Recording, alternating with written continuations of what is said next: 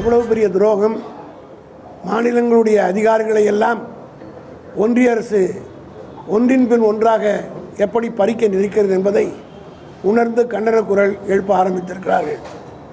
அதேபோல மீனவர்களுக்கு இலங்கை அரசால் கொடுக்கப்படுகின்ற அந்த துன்பங்கள் துயரங்கள் போக்கப்பட தமிழ்நாடு முதலமைச்சர் மாண்புமிகு தளபதி அவர்கள் பிரதமருக்கு பலமுறை கடிதம் எழுதியும் அதற்கு ஒரு நிரந்தர தீர்வு கிடைக்காத காரணத்தினால் இந்தியா கூட்டணியினுடைய தமிழ்நாட்டை சார்ந்த நாடாளுமன்ற உறுப்பினர்கள் அத்தனை பேரும் பாராளுமன்ற வளாகத்துக்கு வெளியிலே ஒரு கண்டன முழக்கத்தை எழுப்புகிற ஆர்ப்பாட்டத்தை நடத்தினார்கள்.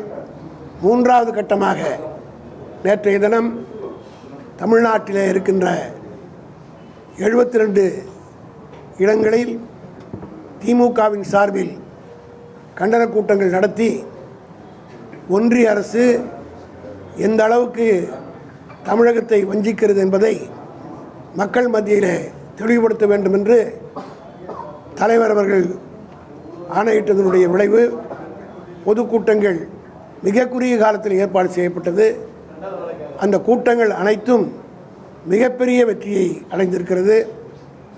ஆவடியிலே கழகத் தலைவர் தளபதி மு.க. ஸ்டாலின் அவர்களும், மாதவரத்திலே துணை முதலமைச்சர் உதயநிதி ஸ்டாலின் அவர்களும், அணைக்கட்டிலே பொதுச் செயலாளர் அண்ணன் துரைமுருகன் அவர்களும், உத்திரமேரூரிலே கழகத்துடைய பொருளாளர் டி.ஆர். பாலு அவர்களும், கழகத்தினுடைய அமைச்சர்கள் முன்னணி தலைவர்கள் அனைவரும் தமிழ்நாட்டிலே 72 இடங்களிலே நேற்றுக்கு அந்த கூட்டம் நடைபெற்றது. அனைத்து இடங்களிலும் இன்றைக்கு பத்திரிகை கூட அந்த படங்கள்லாம் வந்திருக்கிறது. பல ஊடகங்களிலும் ஒவ்வொரு இடத்திலும் கூடிய கூட்டத்தை காட்டினார்கள். நான் கூட திருவண்ணாமலையிலே கூட்டத்திலே பேசினேன். இந்த கொட்டுகின்ற பணியிலும் மிக பிரம்மாண்டமான கூட்டம் அங்கே கூடியது. ஒவ்வொரு பகுதியிலும் அப்படி ஒரு உணர்வு ஏற்பட்டிருக்கிறது. காரணம், தமிழ்நாட்டு மக்கள் மத்தியிலே ஒன்றிய அரசு செய்கின்ற இந்த ஓரவஞ்சனையை பொதுமக்கள், தமிழ்நாட்டு மக்கள் மிகுந்த வேதனையோடும் கோபத்தோடும் இருக்கிறார் என்பதை காட்டுகிற வகையிலே தான் இந்த பொதுக்கூட்டங்கள் எல்லாம் அமைந்தன.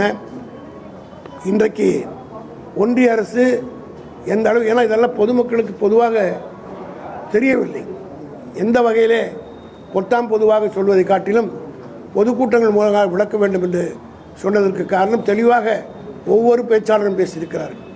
குறிப்பாக தலைவர் அவர்கள் ஆவடியிலே மிக தெளிவாக எடுத்து சொல்லியிருக்கிறார். உதயநிதி ஸ்டாலின் அவர்கள் மிக கோபத்தோடு உரையாற்றி பிரதமர் மோடிக்கு தமிழ்நாட்டுக்கு எப்படியெல்லாம் ஒரு வஞ்சனை செய்கிறார், அதோடு மட்டுமல்ல அமெரிக்காவிலே இந்தியர்களுக்கு ஏற்பட்ட அவமானத்தை கூட கண்டிப்பதற்கு மோடிக்கு மனமில்லை என்பதை மிக ஆபாசத்தோடு சுட்டி காட்டியிருக்கின்றார். திராவிட முன்னேற்ற கழகத்தின் சார்பில் இன்றைக்கு எழுப்பப்படுகிற குரல் என்னவென்றால், ஏன் இந்த ஓர வஞ்சனை? எந்த வகையிலே தமிழ்நாடு தாழ்ந்து விட்டது? எல்லா வகையிலும் ஒன்றிய அரசுக்கு பொருள் ஈட்டி தருகிற மாநிலமாக தமிழகம் இருக்கிறது. வரி பகிர்விலே கூட 6,28,000 கோடி மத்திய அரசுக்கு நாங்கள் கொடுக்கிறோம்.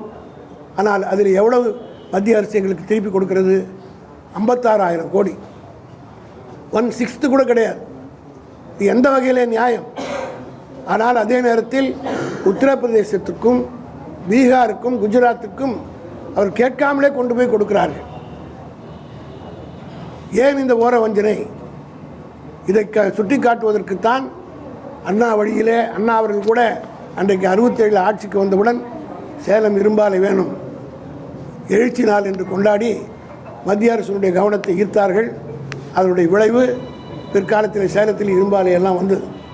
அதே போல் கலைஞர் அவர்களும் ஆட்சியில் இருந்த காலத்தில் மாநில சுயாட்சிக்காக உரிமை குரல் எழுப்பினார். இன்றைக்கு அதே வகையிலே தளபதி மு.க. ஸ்டாலின் அவர்களும் இந்த கண்டன குரலை எழுப்பி, அதுவும் குறிப்பாக நிர்மலா சீதாராமன் அவர்கள் நடிக்கிறார்.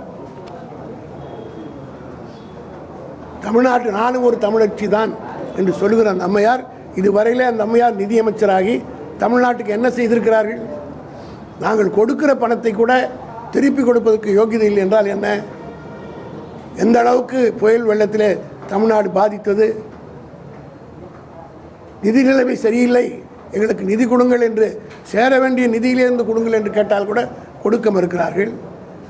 ஆசிரியருக்கு கொடுக்க வேண்டிய சம்பளத்தை கொடு என்றாலும் கொடுக்க மறுக்கிறார்கள். 100 நாள் வேலைவாய்ப்பு திட்டத்திற்கு கொடுக்க வேண்டிய பணத்தை கொடு என்றாலும் கொடுக்க மாட்டேன்றார்கள். ஆக தமிழ்நாட்டை எப்படியும் பழிவாங்க வேண்டும். அதற்கு காரணம் தமிழ்நாட்டிலே புரட்சிகரமான திட்டங்களை உலகமே போற்றக்கூடிய அளவுக்கு தளபதி மு.க. ஸ்டாலினுடைய ஆட்சியின் சாதனைகள் விளங்குகின்றன. குறிப்பிட்டு சொல்ல வேண்டுமானால் இந்த காலை உணவு திட்டத்தை கனடாவில் இருக்கிறவர்களை பாராட்டுகிறார்கள். பத்திரிகையிலே கூட நான் செய்தி பார்த்தேன், வாட்ஸ்அப்லையும் பார்த்தேன். ஐநா சபையிலே கூட மு.க. ஸ்டாலின் அவர்கள் பேசும் பொருளாக மாறி இருக்கிறார் என்று தமிழ்நாட்டுடைய பெருமை அந்த அளவுக்கு உச்சத்துக்கு போயிருக்கிறது. ஆனால் மோடியினுடைய அரசால் இதை தாங்கிக் கொள்ள முடியாமல் தொடர்ந்து வஞ்சித்து வருகிறார். இங்கே இருக்கிற எதிர்க்கட்சி தலைவர் எடப்பாடி அவர்கள் நடிக்கிறார். அவருடைய ஆட்சி காலத்திலே இதே ஆளுநர் மாநில அரசினுடைய அதிகாரத்தை ஆட்சி செய்ய வேண்டிய பணிகளை எல்லாம் அவரே நேரடியாக ஆய்வு செய்த நேரத்தில் எதிர்க்கட்சி தலைவராக இருந்த எங்கள் தலைவர் தளபதி மு.க. ஸ்டாலின் அவர்கள் ஆளுநர் மாளிகை முன்னாடியே ஆர்ப்பாட்டம் நடத்தி அந்த ஆர்ப்பாட்டத்தில் நாங்கள் எல்லாம் பங்கேற்றோம். எங்கள் மீது வழக்கு போட்டார் எடப்பாடி.